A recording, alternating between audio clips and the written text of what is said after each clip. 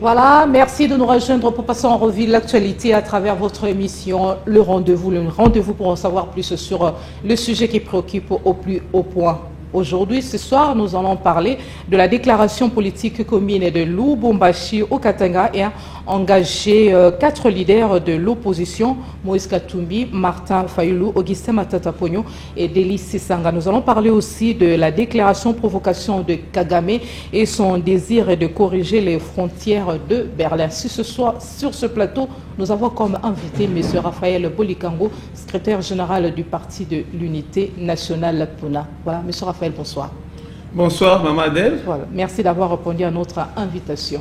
Je vous en prie, pour moi c'est un devoir citoyen de venir m'échanger sur le plateau d'Antenne 1 et afin d'éclairer la lanterne rouge de la population. Voilà, la nouvelle est tombée comme une bombe.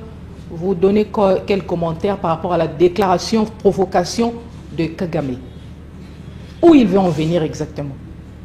Madame Adèle, de prime abord, je dirais que M. Kagame est aux abois. Parce que il ne va pas de soi qu'un ancien président de l'Union africaine prononce de telles déclarations. Ces déclarations portent atteinte aux dispositions de la charte de l'Union africaine qui dispose en premier lieu de préserver les tangibilités des frontières de tous les États d'Afrique hérités de la colonisation. Alors, des déclarations de M. Kagame, nous ne pouvons pas les laisser faire des galéjades. Il est en train de raconter des cracks. Il a dit corriger les frontières de Berlin, autrement dit annexer une partie du Congo. Madame, je vous dis que qu'il n'ait pas la mémoire courte et je demande à tout le peuple d'Afrique et du monde de ne pas avoir la mémoire courte parce que l'histoire retrace tous les événements du passé. Il vous souviendra que M. Jean Vansima, qui a écrit sur l'évolution du royaume de Rwanda des origines jusqu'à 1900, il a bien cité, il a bien élucidé que le conquérant Gaïma, qui était un des rois des Nduzi, des chefferies de Rwanda, il n'avait pas conquéri le Kivu. Parce que l'histoire, dans ce livre, il nous dit qu'il n'y avait que Bwishaza et Ruseni qui étaient les dernières zones que le roi Niginya avait annexées. Mais il n'est pas allé au-delà des frontières.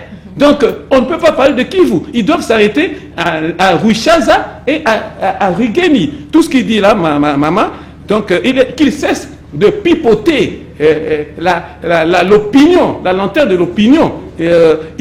Nous, la RDC, par rapport à ces dires, à ces cracks-là, nous ne pouvons pas nous laisser les mains liées au pilori. Nous réagissons par rapport à la rélecture de l'histoire et il n'est même pas question qu'on revienne à la conférence de Berlin. Parce qu'à l'époque, il y a eu la conférence de Berlin. Même lorsqu'il y a eu la conférence de Berlin, le Rwanda n'était pas un État. C'était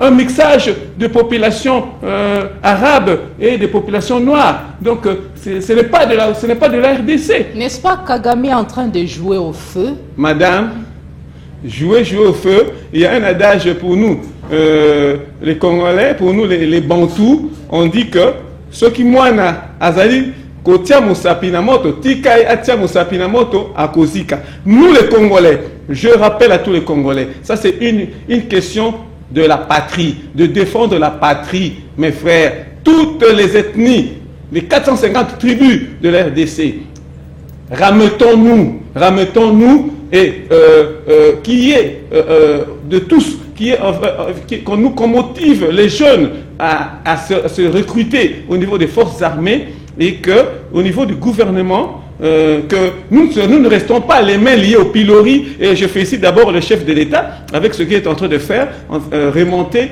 les FARDC en puissance. Et je pense aussi, je félicite l'arrivée de VPM Jean-Pierre Bemba, qui connaît tous ces manigances de ce coin-là, avec l'appui de Moussa Namouissi et de Vital Kamere, que je leur reproche pour certains qu'il y ait vraiment les tripes qui sont des tripes de congolité. Donc, qu'il faut qu'ils défendent la partie congolaise.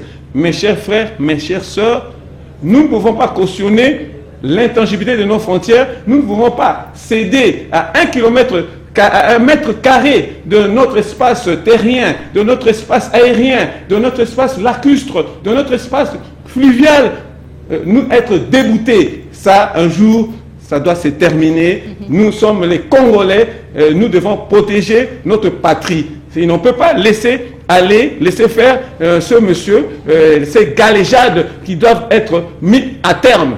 Voilà, merci beaucoup pour cet éclairage. Lubumbashi, l'opposition se cherche une stratégie. Les opposants Moïse Katumbi, Matata Ponyo, Augustin Matata Ponyo, Délice Sanga ont décidé d'organiser une série d'actions communes, la possibilité d'une candidature unique de l'opposition. Madame Adèle, pour nos compatriotes de l'opposition, là, il va de leurs droits, de leur expression, ils sont libres d'être à gauche ou d'être à droite, pour autant qu'il faut respecter la loi sur les statuts de l'opposition. Bon, évidemment, vous voyez même au niveau des élections, il y a le problème toujours aussi... moi je pense ça comme ça, il y a un problème des conditionnalités par rapport au seuil de recevabilité et au seuil d'éligibilité. Alors je pense que même nous, de la majorité, même nous de l'Union sacrée de la nation, nous nous ramettons pour essayer de conjuguer nos efforts pour avoir un leader. Il va de soi, comme ils se sont réunis... ils ont jeté leur mais la possibilité d'une candidature unique n'a pas été évoquée. Vous dites? La possibilité d'une candidature unique n'a pas été évoquée, mais ça sent ça déjà. Ah, madame Adèle, nous risquons de revenir à Djenval 2. Hein? Ça a toujours commencé comme ça. Hein? Parce que il était question aussi, madame, là je leur donne un conseil, hein? Parce que l'échec de Djenval 1, là, je dis, bon, l'échec de Djenval a été dû à ce qu'avant qu'ils aillent, ils n'étaient pas entendus ici au niveau de Kinshasa. Nous avons demandé ça, nous étions au rassemblement. Nous avons demandé ici, au stade, au niveau de Triomphal, nous avons demandé qu'on choisisse le président ici. Mais ils ont fui la population, ils sont allés dans des cases, dans des salons pour faire leur tripotage. Mais comme là aussi, je leur conseille que de tous les 5 là que vous me citez, je ne répète pas leur nom, mais qu'ils s'arrangent déjà maintenant, qu'ils choisissent un seul. Sinon, ils seront dans une opposition écartelée et ils seront émettés et battus à plate couture pendant les prochaines élections. Nous avons constaté l'absence du prix Nobel Denis Mukwege. Ah, il s'est abstenu. Ah, pour des raisons personnelles que je m'abstiens, je ne connais rien de ce côté-là, mais vous voyez déjà que des hésitations. Il a ses raisons propres. Hein. Mais nous, de la majorité de l'Union sacrée de la nation, nous qui soutenons le président Fachi, nous ne craignons rien, nous sommes déjà majoritaires. Mais est-il qu'il y a toujours face A, face B, pour qu'il y ait une bonne république, il faut qu'il y ait la majorité au pouvoir et aussi l'opposition. Une minorité. Lubumbashi, capitale de l'opposition, n'est-ce pas? Ouh, Lubumbashi, capitale de l'opposition. Ce n'est pas agréé. Ce n'est pas agréé. Tous les 145 territoires de la République démocratique du Congo sont les acteurs politiques sont habilités à s'exercer. Mais si vous dites Lubumbashi, capitale de l'opposition, bon, nous saurons ça aux élections. Hein. Par rapport à quoi? Ils sont majoritaires à Lubumbashi. Je ne pense pas, parce que l'Union sacrée est aussi enchevêtrée au niveau du Katanga. Nous avons l'UDPS Kibasa, nous avons les descendants de Kyungu, même Miguel ici, de la sous-traitance privée. Donc, c'est-à-dire, même Kiaboula.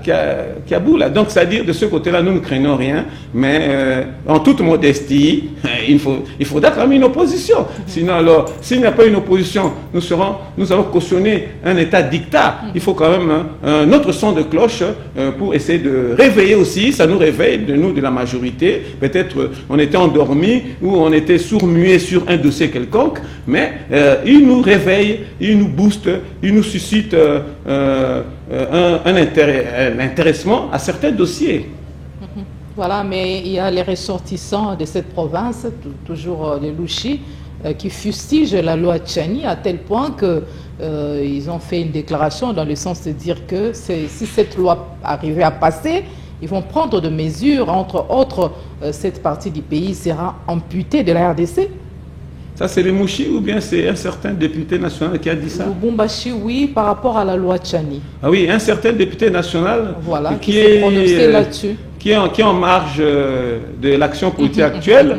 Je ne cite pas son nom, mais je dis qu'il risque de se trouver confus avec ce qu'il dit. Parce que c'est nonchalant de dire que de rendre le pays personnel, alors que l'État congolais et la loi légiférée par les parlementaires sont impersonnels. Et il n'est pas interdit à quiconque de proposer une loi. Ça appartient à la majorité des parlementaires de voter ou de rejeter une loi. C'est un parlementaire, celui-là, qui dit ça. Mais alors, qui se prépare à convaincre la majorité absolue des parlementaires pour que la loi Tchani ne passe pas? Mais je vous dis que la loi Tchani va passer, mais ça va subir certains amendements. Parce que tel que ça a été proposé, il y a quand même des amendements qu'on doit apporter. Mais dans l'ensemble, la loi est recevable et fondée. Voilà, parlons autre chose. La charte de l'Union sacrée est là. Et quelle sera la suite? Madame, au cours des émissions antérieures que nous avons réalisées ici, je vous ai dit qu'à l'époque, l'Union sacrée était une structure informelle et mais c'était convenu que nous recroquevillions autour de l'action du chef de l'État pour accompagner positivement l'action du chef de l'État. Mais alors que maintenant, depuis le 5 avril, vous voyez porter l'indice de l'Union sacrée de la Nation. Je suis membre de la conférence des présidents de l'Union sacrée de la Nation.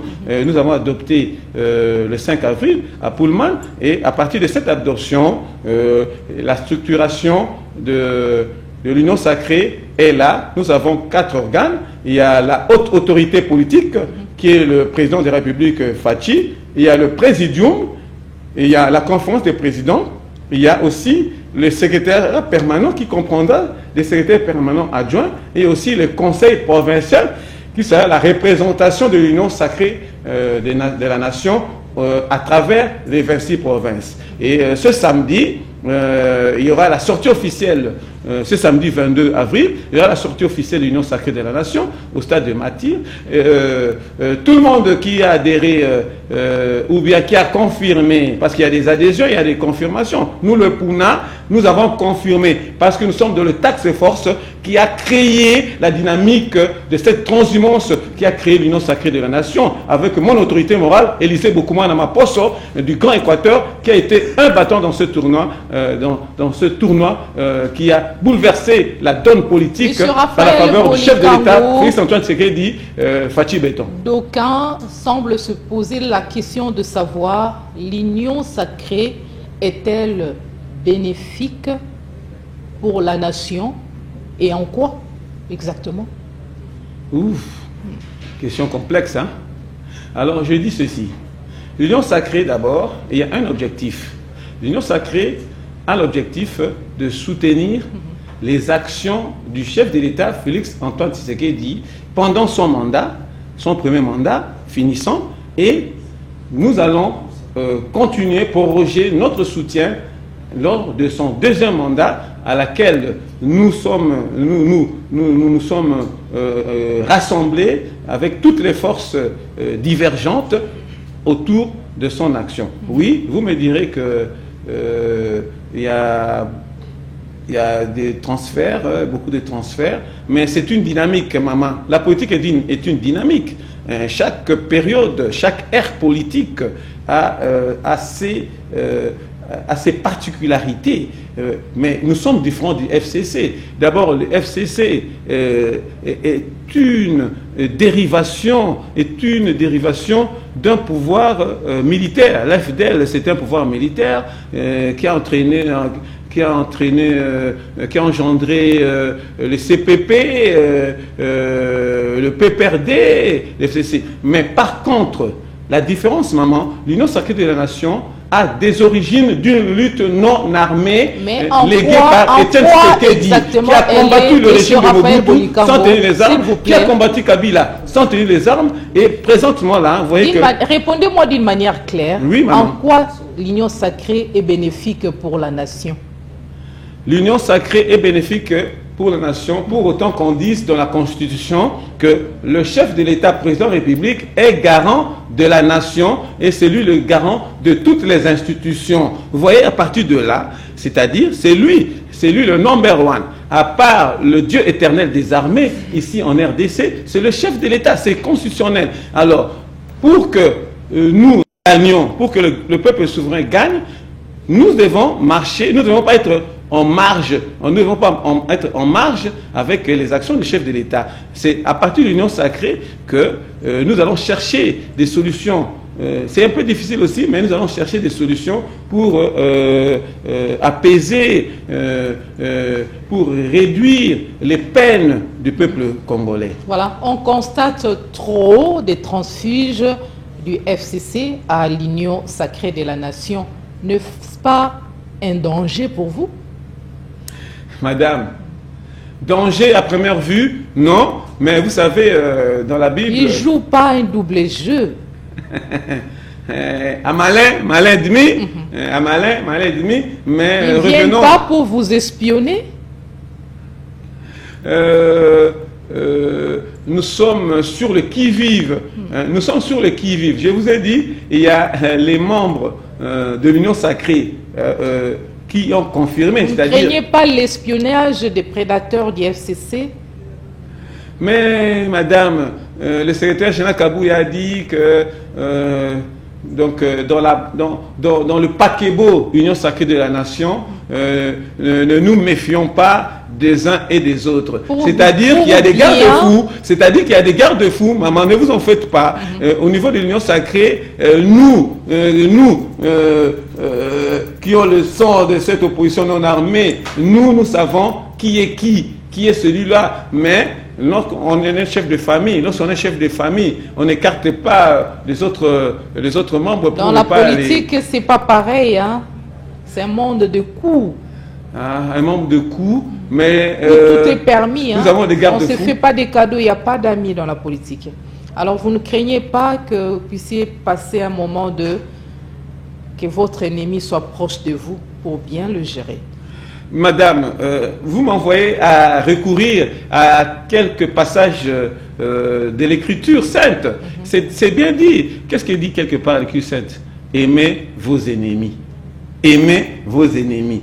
Et c'est même, là aussi, on dit aussi, aimez-vous les uns les autres. Nous, c'est le verbe aimer. Aimez-vous les uns les autres. Aimez vos ennemis et nous allons disséquer chaque segmentation de personnes selon son degré. Aimez vos frères et sœurs, ça a une segmentation. Aimez vos ennemis, c'est-à-dire les gens qui étaient en dehors de nous et qui nous ont approchés. Bon, c'est la dynamique. Mais on est prudent, il y a des garde-fous. Le secrétaire général Kabouya a bien dit ça lors de l'adoption de la charte de l'Union sacrée.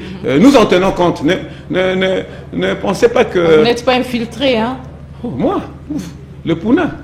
On parle de l'Union sacrée parce que le Puna est dans l'Union sacrée. Le Puna, c'est un allié naturel. Nous avons vu les amis de l'autre côté et les amis motivés par un esprit de patriotisme par rapport au pouvoir de Félix Antoine Tshisekedi, ils ont regagné le camp de la patrie. Ils ont laissé de côté le pouvoir échu, le pouvoir déchu.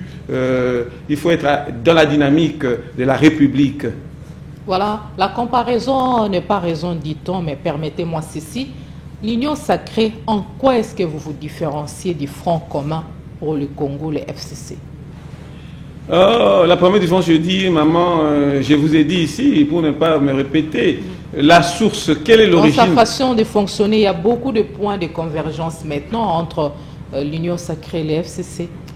Bon, c'est des copies-collées? non, non, c'est pas du copier-coller. C'est pas du copier-coller, madame. Nous avons commencé par la dynamique de l'opposition, le rassemblement, et les forces politiques et sociales alliées à l'UDPS et l'UDPS lui-même. Il y a eu après pour l'exercice du pouvoir. C'est par la force des choses, maman, qu'il y a eu ce mariage entre FCC et Cash. Nous sommes de Cash. Hein, mais FCC, ce mariage-là, bon, le chef de l'État a dit que on n'a pas, on n'a pas déchu ça, mais il y a toujours moyen de refaire quelques remontées, quelques récupérations. Mais est-il que le Cash était un camp, le FCC était un autre camp? C'était pour raison de cohésion gouvernementale. Mais à présent que ça a basculé, il y a eu la transhumance. De l'autre côté, les acteurs se sont amincis. De l'autre côté de Félix, les acteurs se sont accrus en abondance, comme vous voulez le dire. Mais nous tenons compte de chacun des eux, il y a des adhésions de leurs origines massives au sein de l'Union sacrée de la nation, des réformes, vous changez des stratégies. On sent déjà que vous vous préparez politiquement. Et par rapport aussi aux élections, est-ce que vous pensez rafler de voix pour Tshisekedi? Maman Adèle, là, je vous réponds très calmement, sans vergogne. Je vous dis que avec cette cartographie êtes-vous exactement électorale, sûr des raflés de voix pour Tshisekedi? Mais là, je vous dis, je vous réponds du tic au tac. C'est Fachi, Félix-Antoine Tshisekedi, qui sera le chef de l'État réélu démocratiquement, sans armes, par une lutte armée qu'ils ont acquis et par la descendance politique de Sphinx de Limité et Etienne Tshisekedi. Et vous voyez même que, dans cette lignée-là, Etienne Tshisekedi n'avait jamais tenu des armes lorsqu'il a combattu le maréchal Mobutu. Félix Tshisekedi de même. Et vous voyez même les coups des traîtrises qui sont en train de se colporter contre lui. Mais vous voyez que comment ça s'éteint, comment ça se disloque. Voilà, quelqu'un qui n'a pas des armes, mais qui est en train de gagner, qui est en train d'avoir des bons renseignements par rapport à ces traîtres. Donc, madame, je vous dis, oui, ils allaient pouvoir, il y a un Zambie. Donc, Atoyi na Munduki, Ogokate, il y a pouvoir un Zambie, Fachi Beto, Mokitani. Mais aujourd'hui, là, on voit par exemple comme, je parle l'exemple d'Alain Atundu, qui a rejoint l'Union sacrée, c'est par calcul politique et de son parti politique. Qu'est-ce qu'il va apporter, par exemple, au sein de l'Union sacrée? Ce n'est pas un calcul politique? Oui, beaucoup de respect avec mon frère, Alain Atundu. Il va jouer quel rôle au sein de l'Union sacrée? Avec la famille Atundu, dont le papa fut un membre du Parti d'unité nationale Pouna. Je l'ai vu, vous l'avez reçu dernièrement ici. Je l'ai vu aussi au niveau de l'Union sacrée, lorsque il est venu retirer son invitation. Bon, madame, je vous dis que la politique est d'une dynamique. Il va jouer quel rôle au sein de l'Union sacrée? Il a d'abord son parti, le CEDER, et il va appuyer l'Union sacrée. Bon, il a déjà, comme il a déjà adhéré, il va se conformer aux objectifs de l'Union sacrée. Quand vous êtes membre d'une corporation, vous ne pouvez que vous appliquer par rapport au statut et au règlement intérieur qui vous régissent. Je pense que Alain Atundu est un homme de principe, un intellectuel que je félicite, qui a eu beaucoup de temps avec le régime Mobutu, qui est passé sur les services de sécurité. Ce sont des intellos qui ont plongé ces pays dans les chaos. Oui, bien sûr, il devient plus âgé, il a plus de l'âge, il n'a plus vraiment la hargne qu'il avait dans le temps, mais c'est la sagesse, hein. La politique, c'est la sagesse maintenant qu'il est en train d'appliquer, mais il ne veut pas mourir. Vous voyez là, aimons-nous vivants. Vous voyez, même en politique, hein, aimons-nous vivants. Laissez le vieux, il a traversé. Vous voulez laisser où? De l'autre côté là, Zambe Kauki, Yotike Kunasani, via Tundu, à côté, Oyo. Arche de Noé, Barque Zali. Voilà, à Lubumbashi, les forces de l'opposition initient leurs efforts.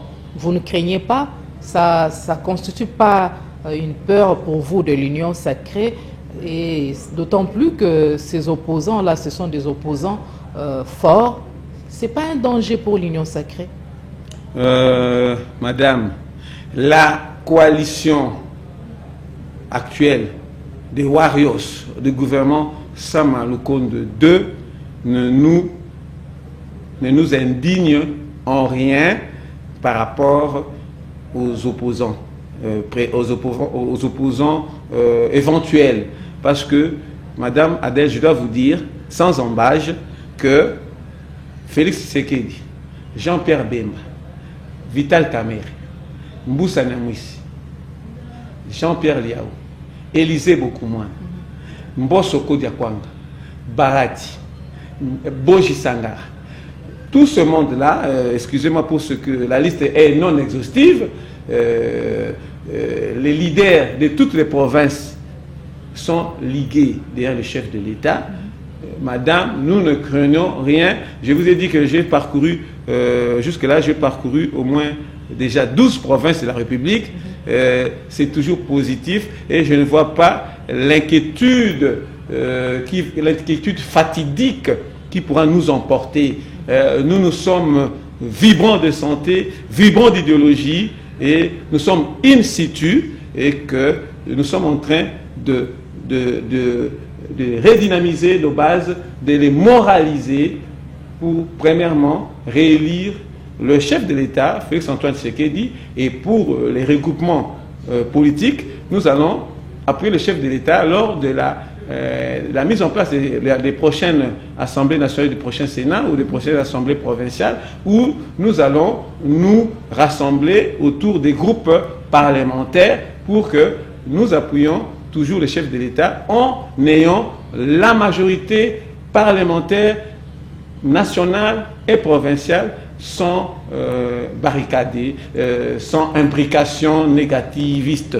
Voilà, la réunion de l'opposition annonce une grande marche, sauf imprévu, le 13 mai prochain à Kinshasa pour condamner la vie chère, le processus électoral biaisé et la prise en otage de la Cour constitutionnelle.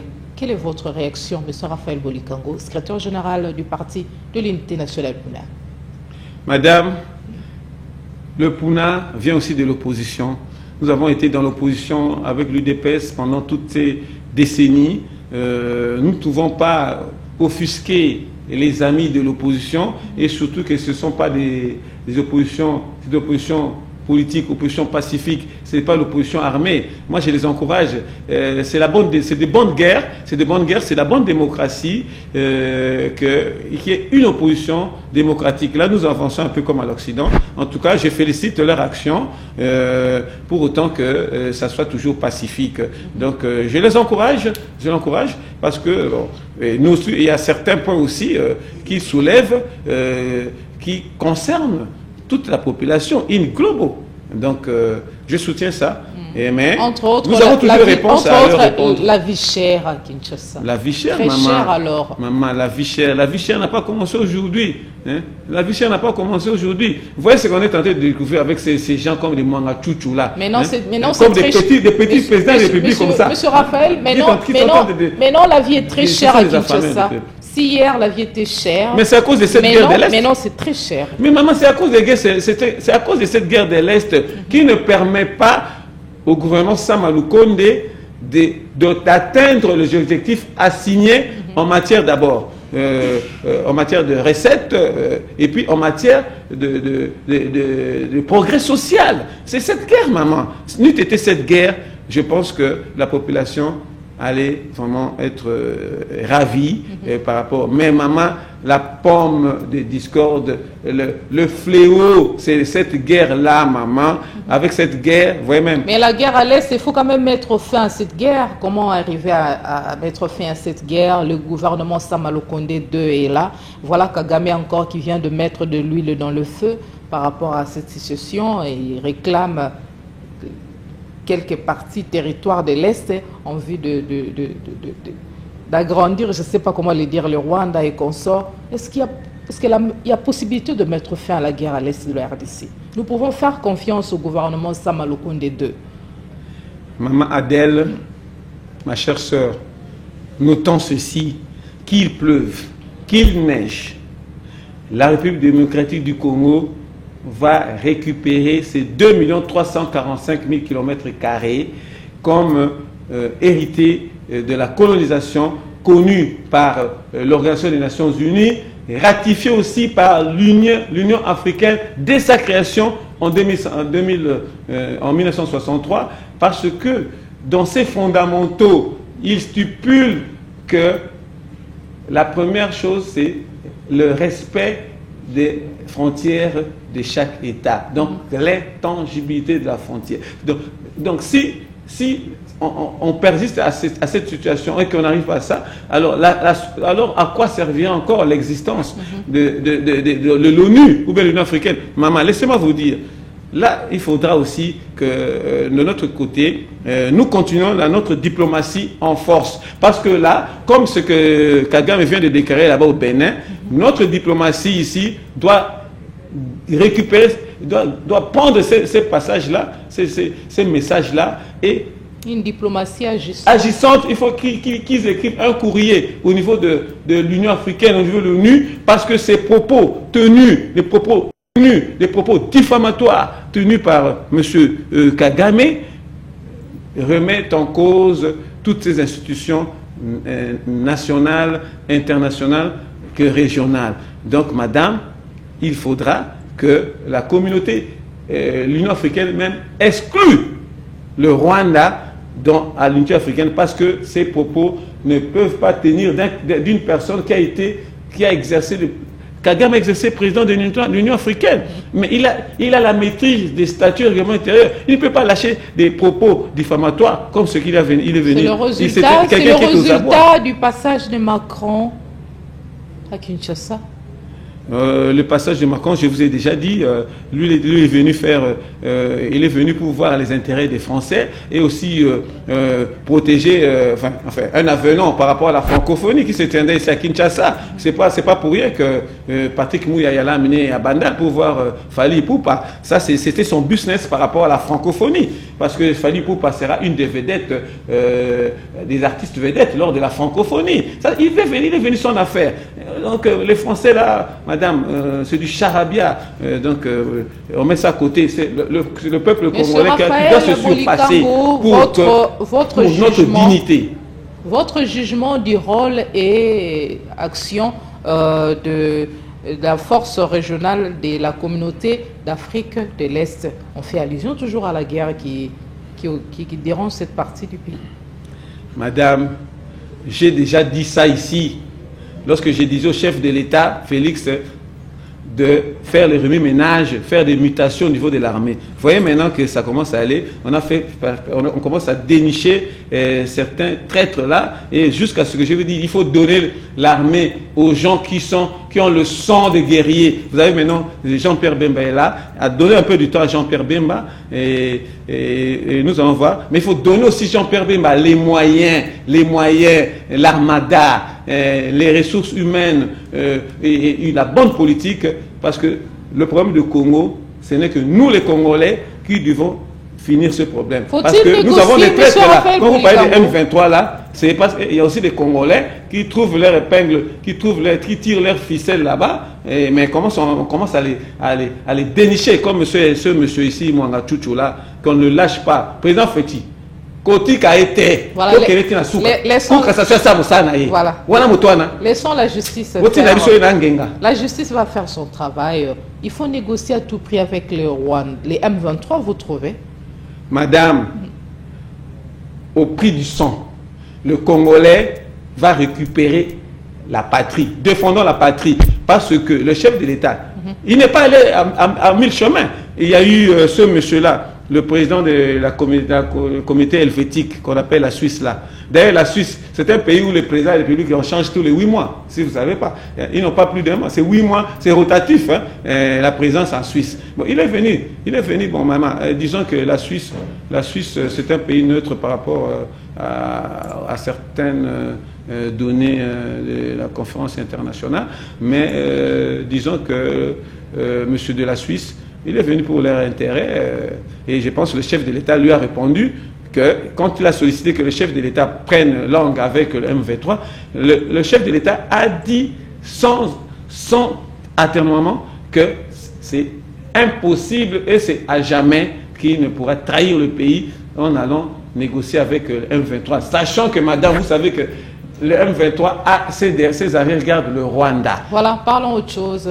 Le gouvernement Sama Lukonde 2, est-ce un salut pour la situation socio-économique de la République démocratique du Congo? Oui, c'est difficile pour ce gouvernement de Sama Lukonde. Vous voyez même qu'il y a un problème de retard par rapport aux rémunérations des agents du service public de l'État. Bon, et je pense que les experts du ministère des Finances ont répondu là-dessus. C'est par rapport, vous voyez que les enjeux, les fluctuations économiques au niveau du monde, ça change un peu avec la guerre de l'Ukraine, tout ça là. Il y a certaines difficultés, surtout pour le premier trimestre en matière budgétaire, aussi touche beaucoup de difficultés. Le fait que nous avons des dépenses d'urgence par rapport à cette guerre-là, c'est ça qui nous dérange. C'est pour ça qu'on est peut-être en retard de paiement, parce que les frais, les fonds à disposition sont plus envoyés vers l'Est. Mais c'est un peu difficile, maman. Et là, ce que j'ai peur, excusez-moi, maman Adèle, pourquoi notre diplomatie, notre ministère des Affaires étrangères ne doit pas rester à Kinshasa, il doit aller. Parce que nous devons obtenir la condamnation du Rwanda, comme on a condamné la Russie là-bas. Et ça traîne le pied. Mais non, notre diplomatie doit aller jusqu'au bout, parce que c'est déjà établi. C'est même plus préétabli, mais c'est établi que c'est le Rwanda qui est derrière cette affaire de M23, qui tire des ficelles d'une manière nous voulons voir la CPI obscure. Faire son travail. Et là, mais c'est bien ça. Kagame on doit condamner le Rwanda, comme on a condamné la Russie, malgré que la guerre là continue, mais on a condamné la Russie et ces États sont venus à la rescousse de l'Ukraine. Jusque-là, voilà, il y a résistance.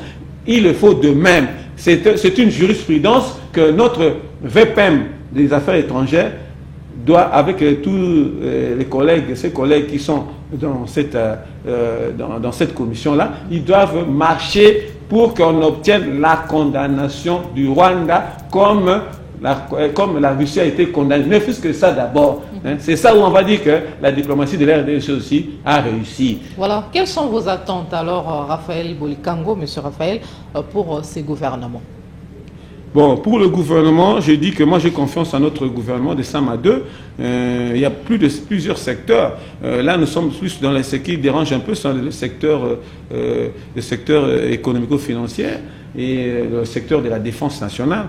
Bon, je pense qu'avec le gouvernement Sama 2, avec ce renforcement des capacités et des ressources humaines dans cet ensemble, je pense que donner un peu du temps, mais moi j'ai confiance que on va essayer de remonter un peu la pente avec le programme de développement des 145 territoires aussi. Il faudra là aussi que le chef de l'État avec ses services tienne l'œil pour qu'il n'y ait pas des magouilles, comme ça a été avec les 100 jours. C'est un projet qui évolue, le projet de développement des 145 territoires, c'est un projet qui avance à pas de tortue. Oui, c'est pour ça que je tire l'attention.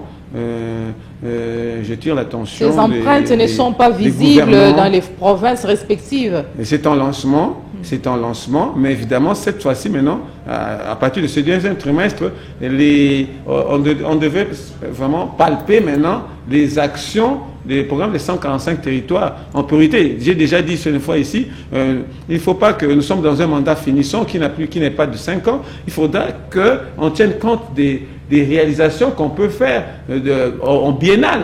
Parce que on ne peut plus faire un programme quinquennal par rapport aux 145 territoires. Il faut faire ça par étapes. Nous faisons l'étape biennale qui nous reste. Qu'est-ce qu'on peut réussir? Qu'est-ce que la population peut palper par rapport à cette ère biennale qui nous reste? Mais lorsque le chef de l'État en projection, lorsque le chef de l'État Fachi sera encore réélu, à ce moment-là, il va maintenant établir un programme de développement. Mais qu'est-ce qui empêche, M. Raphaël, l'exécution? Sinon, alors, on risque de rester des chantiers. Nous sommes, il ne reste que 2 ans. Vous intéressez le chef de l'État pour un programme de 3 ans, 405 ans. On risque d'arriver aux élections et que les travaux sont inachevés. Pourquoi pas exécution simultanément du projet de développement de 145 territoires dans toutes les provinces de la RDC? Madame, il y a des contingences économiques que nous pouvons pas, que nous n'avons pas la maîtrise pour dire ça dans ce plateau, parce qu'il y a toujours des intervenants, il y a la PNUD, il y a des organismes internationaux, et ce sont des partenaires qui interviennent toujours. Donc là, c'est un problème d'experts, mais seulement il faudra que tout le monde soit dans la dynamique, dans l'esprit du chef de l'État, pour donner à la population une satisfaction, disons quoi, un peu mitigée, mais quand même que la population trouve que le président Fachi a quand même fait quelque chose par rapport au projet des 145 territoires, nommément les routes. Il faut faire les routes, il faut faire les écoles, les hôpitaux. C'est ça dans un premier temps, hein. Voilà, merci beaucoup M. Raphaël Bolikango. Nous sommes à la fin de cette émission. Un message particulier. Comment se porte votre formation politique, le Parti de l'Unité nationale dont l'autorité morale est M. Élisée Bokoumouana, vice-ministre du Budget? Oui, l'autorité morale, le vice-ministre du Budget, Élisée Bokoumouana, que je salue, nous nous portons bien, et aussi nous demandons à ce que les amis, les partis politiques s'allient. Nous avons Puna et Alliés, qui est un regroupement politique. Venez, le 22, nous allons faire la sortie officielle avec l'Union Sacrée, mais il y a Puna et Alliés. Nous appelons les agents de société civile, les partis politiques d'adhérer dans Puna et Alliés comme regroupement politique, et nous serons gagnants ensemble. Voilà, merci. Vous avez reconnu la voix de M. Raphaël Bolikango, notre invité permanent. C'est la fin de cette émission. La rediffusion ce demain à 12h30, heure de Kinshasa. Une très belle soirée à tous et chacun. Vous désirez participer à l'émission, appelez au 081 94 95 181. Voilà, merci, au revoir.